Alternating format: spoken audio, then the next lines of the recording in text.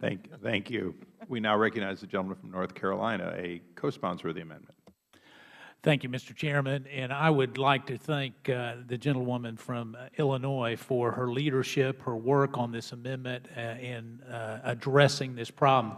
As she pointed out, the federal agencies are required to report with and meet a 20-day deadline in responding to the FOIA requests. Unfortunately, they rarely do. We heard in a hearing in this committee just within the last few weeks, we heard testimony from Angela Canterbury with POGOs stating that out of 100 requests sent by that organization in February, only 8 out of 100 met the deadline.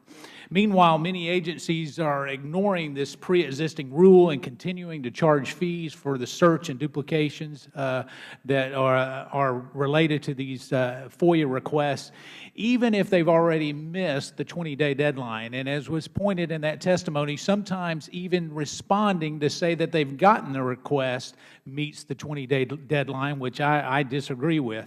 This amendment is indeed a common-sense way to address this issue, and if agencies believe that they can assess fees past this 20-day deadline, they should be able to explain to the requester what their justification is for doing so.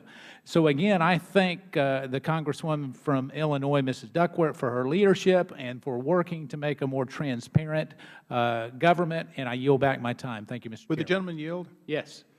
Well, I'm going to tell you, you're both doing a great job. That this was well thought out. I've conferred with the ranking member, and we're both very supportive of this amendment.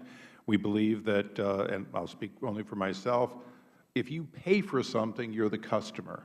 If you pay for it, you should get it on time. And if you don't get it on time, it is not uncommon for you to get what you asked for late but get it free, certainly when that occurs after when it would do you the most good. So I think this is well thought out. I hope that the agencies take note that this was broadly bipartisan and that it really is a message from the Congress. I thank the gentleman for yielding.